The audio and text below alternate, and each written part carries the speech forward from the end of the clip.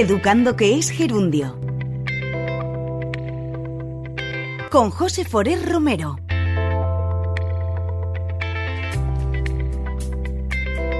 Bienvenidos a una nueva entrega de Educando, que es gerundio, en Plaza Radio. Sobre el asunto que vamos a hablar, las cifras bailan, pero no tememos equivocarnos mucho si decimos que uno de cada 100 niños tiene trastorno de espectro autista. Para abreviar y en adelante, como le conocemos todos, TEA. A pesar de esa elevada incidencia, lo cierto es que no parece que se tome muy en cuenta. Y en muchos casos, salvo que te toque de cerca, sigue siendo una gran desconocida para el grueso de la población. Cuando aquí hablamos de niños, dirigimos rápidamente nuestras miradas a la inclusión de los mismos en las aulas. Que como en otros casos que hemos tratado en Educando, que es gerundio, en este parece también muy complicada. Para hablar de ello contamos con la presencia de Marisa San Blas, directora de la Fundación Miram. Señora San Blas, bienvenida. Bienvenido y muchas gracias a ti por la invitación. Nada, es un placer. Conviene recordar, lo digo porque como últimamente hemos oído a algún que otro responsable político, que el TEA no es una enfermedad. Eso para empezar. Insisto, algunos incluso a quienes tienen competencia en materia sanitaria en España todavía no han asimilado que esto no es una enfermedad. Y eso es muy importante para ponernos a hablar de esto, Marisa.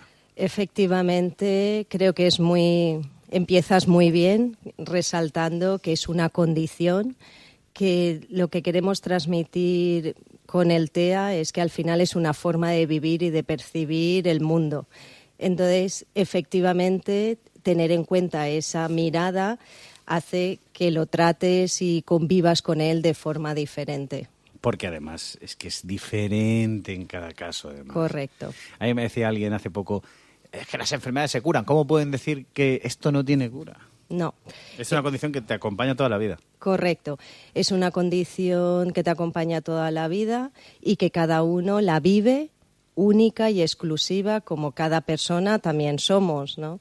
Entonces, efectivamente, tenemos que aceptar esa diversidad y no intentar cambiarlos. Esa es la primera premisa, sino acompañarlos. Y esa complejidad de la que hacía referencia a la hora de incluir viene determinada también porque, como decimos, cada caso es diferente y actúa y nada tiene que ver uno con otro. Unos de una manera más suave, otros de una manera más fuerte, con comportamientos distintos. Y por eso es tan complejo. Correcto, es decir, para poder dar un diagnóstico de TEA, autismo, que también podemos denominarlo así para que todo el mundo nos entienda mejor, sí que tienen que tener unos rasgos comunes, ¿no? Que es la alteración en la comunicación y el lenguaje, la alteración en las relaciones sociales y en la imaginación. Eso es el común y el nuclear. Y luego cada uno individualmente lo vivirá pues según también su condición. Y nosotros, para poder determinar los niveles de apoyo, lo que decimos es que según lo que nos muestra tenga mayor necesidad de apoyo porque tiene otras comorbilidades asociadas, como puede ser la discapacidad intelectual, el trastorno de déficit de atención, trastornos mentales o otras cosas, eso hace que los tengas que apoyar más o los tengas que apoyar menos, ¿no? Es decir, nosotros la atención a la persona con autismo lo vemos desde cuánta necesidad tiene para poder convivir con una mayor de forma más ordinaria. Sí. Son personas, pues cada uno completamente diferentes, no tienen las mismas necesidades. Hablamos de educación y nos vamos a meter en educación, correcto, por supuesto, de su inclusión. Enseguida vamos a lo concreto, pero esto es transversal. Y a la educación tiene que acompañarle una atención sanitaria, una atención primaria importante, porque las dos cosas van unidas en este caso, ¿no? A ver, unido va todo, al final, ¿no? Nosotros siempre nos gusta, para poder entender la complejidad, a veces ir a la sencillez, ¿no? Antes de centrarnos solo en el TEA, vamos a pensar en nosotros mismos sin un diagnóstico, ¿no? Entonces, al final nosotros no solo nos acompaña en nuestra vida educación, nos acompaña también muchas otras cosas, ¿no? Como es la parte social, como es la parte sanitaria. Entonces, ahora ha llevado a ellos, lo tenemos que ver también desde esa unión, ¿no? Es decir, todo forma un parte de uno. Efectivamente, educación es un grosso importante porque vamos a pasar muchos años en el ámbito educativo y por tanto tenemos que tener mayores recursos y mayor cambio de mirada, que al final es lo que queremos conseguir. Cambio de mirada. Yo no sé, claro, aquí en España, en cada comunidad autónoma tiene sus competencias en sanidad, en educación, y a lo mejor en una comunidad hay un trato distinto, hay un protocolo distinto. España también es distinta a cada comunidad en el tratamiento de los niños, vamos a decirlo así, autistas, para que quede claro. Se entiende mejor. Sí, efectivamente, porque las competencias educativas, sociales y sanitarias están transferidas a cada una de las comunidades y, por tanto, cada comunidad sí que tiene diferentes formas de actuación, unas más sensibles, otras menos, otras van arrancando, otras... Pero lo que sí que tenemos, es decir, es una estrategia nacional, que eso sí que nos marca cuál debería ser el denominador común para todos en todas las comunidades. Ha puesto usted en condicional, porque, permítame el reduccionismo, podemos estar hablando de niños... Personas, es que claro, es que no solo son niños, ¿vale? Luego vamos a eso. Personas autistas de tratados de primera, personas autistas en otra comunidad tratado como de segunda división y personas autistas tratados como de tercera división, dependiendo de dónde iba. Sí, efectivamente, según donde nazcas tendrás unos recursos o tendrás otros recursos. Es decir, porque estará más instaurado a lo mejor la visión social o las visiones que hacemos las entidades. Es decir, las propias administraciones sí que trabajan muy en colaboración con las entidades. Hay otras comunidades que no tanto. Es decir, entonces, efectivamente, donde nazcas y en la familia que nazcas va a depender mucho tu mejora. Se lo traduzco lo que ha dicho a Romana Paladino. Si tienes pasta, a lo mejor en algunas comunidades, si tienes dinero puedes tener un tratamiento mejor dependiendo de la comunidad en la que estés. Ayuda, efectivamente, sí. Así es. Por eso también, ¿no? Es decir, yo creo que las entidades sociales por eso tenemos muy, muy inculcado esa necesidad de universalidad, ¿no? Es decir, porque al final es dotarle al mismo derecho independientemente de en la familia que hayas nacido, pues el estatus socioeconómico que tenga, ¿no? Estaba pensando que en alguna ocasión, escuchándoles a ustedes, ya hace falta neuropsicólogos, logopedas, psicólogos, fonoaudólogos, terapeutas, un largo, etcétera, que suena muy complicado. Suena demasiado complicado. Para el sistema, digo, ¿eh? No es complicado para el sistema. No es complicado. Es complejo, no complicado. Yo creo que es diferente. Gracias, ¿no? por abatir. No. Yo creo que al final nosotros lo que siempre decimos es que no es la persona la que tiene la incapacidad, ¿no? Es decir, que son los entornos los que son incapacitantes, que al final, si nos encontramos con entornos adaptados, con profesionales especializados, con el cambio de mirada inclusiva, y ya no solo estamos hablando de profesionales, ya estamos hablando de poder estar en un restaurante o en un cine y aceptar la diversidad como uno más, ¿no? Es decir, creo que ahí es donde está realmente la lucha para que ellos vayan consiguiendo unos mayores recursos. Ahora mismo en las aulas depende del profesor de turno, del director de turno. Digo, en un escenario en el que no hay un protocolo en una comunidad autónoma determinada de adecuado. ¿Va a depender que haya un colegio con mayor sensibilidad que otro? Sí, eso siempre, ¿no? Pero yo me gustaría también, con perdón, matizarte también, no nos podemos centrar solo en los recursos que vaya a haber, ¿no? Es decir, creo que primero, efectivamente, nos vamos a encontrar lugares más inclusivos y lugares menos inclusivos, ¿no?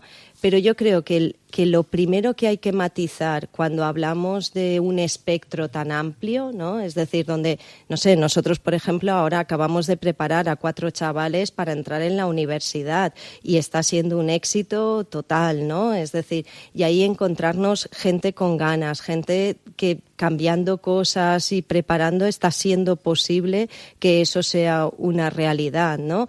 Es decir, al final no podemos ceñir lo que necesitan las personas solo a los recursos, porque al final tenemos un espectro tan amplio, es decir, que yo lo que siempre determinamos es el derecho a atender la necesidad de cada una de las personas, porque para lo que a una persona teniendo el mismo diagnóstico va a poder tener en un aula ordinaria con una mirada de todo el alumnado que ha cambiado, con una mirada de sus profesores que entienden, ¿no? Para algunos lo que a veces puede ser excentricidades, pero para él son la forma de entender cómo se está relacionando. Necesita mucha menor adaptación de aquel que va a necesitar un colegio de educación especial. Y eso es dar el mismo derecho a los dos, Pero ahí ¿no? hace falta, es que habla usted de recursos, pero no hace falta educadores especiales en las aulas ordinarias para atender necesidades de esos pequeños, por lo tanto recursos.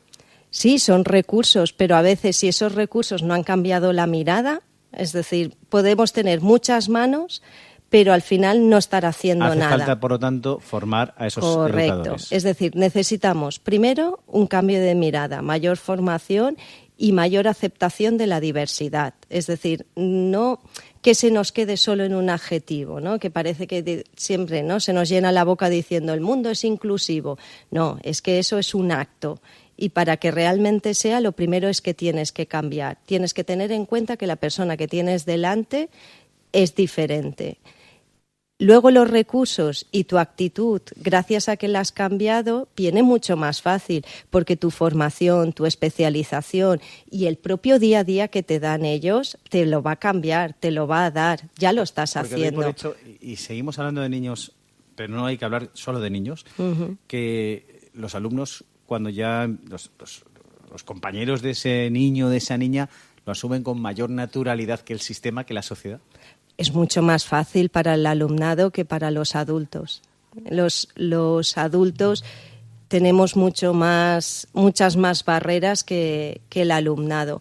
De hecho, el alumnado, es decir, lo vive con mucha más naturalidad cuando desde el principio primero les das la información que sí que necesitan, luego les explicas y les das herramientas de cómo se pueden acercar, ¿no? Porque al final las personas con TEA también quieren tener amigos, también quieren compartir momentos sociales, también quieren estar en el recreo. El cariño y el amor que tienes existe igual. Correcto, es decir, correcto, las necesidades son las mismas, ¿no? Lo que cambia es la forma en cómo nos relacionamos. Y que a los niños, no sé, por lo que he visto, por una experiencia personal, los compañeros de ese niño o esa niña, los pictogramas lo ven con absoluta naturalidad para comunicarse en algunos casos con niños autistas, y que los otros vemos pictogramas y no sabemos ni lo que es, ¿no? Porque claro. Es ejemplos así de cómo actúan con naturalidad, ¿no? Claro, es decir, y eso viene ¿por qué? Porque lo están viendo día a día y porque están viendo cómo funciona, ¿no? En el caso de la persona con autismo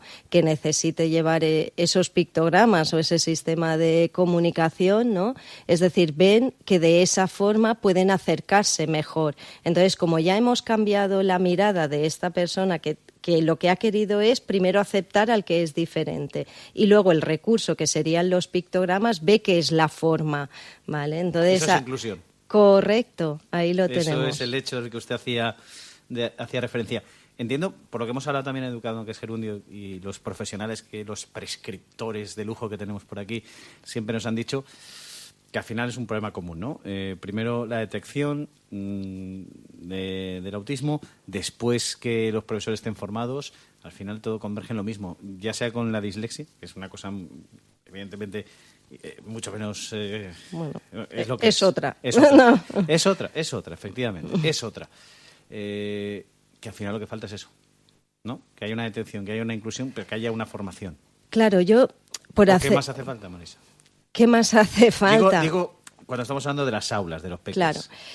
A ver, yo creo que efectivamente lo primero es entender, cambiar el formato educativo, ¿no? Es decir, yo creo que vivimos en pleno siglo XXI, pero que se continúan realizando técnicas y miradas del siglo anterior, ¿no? Es decir, entonces yo creo que ese paso todavía no está, ¿no? Entonces, lo que cada vez es mayor y cada vez podemos decir que cada vez hay mejoras y experiencias mayores inclusivas y cada vez se va cambiando más mirada, pero que todavía cuesta mucho porque todavía el libro de texto pesa mucho, porque al final llenar al alumno de conocimientos académicos es lo único que pretende educación, que educación lo único que pretende es que al final vaya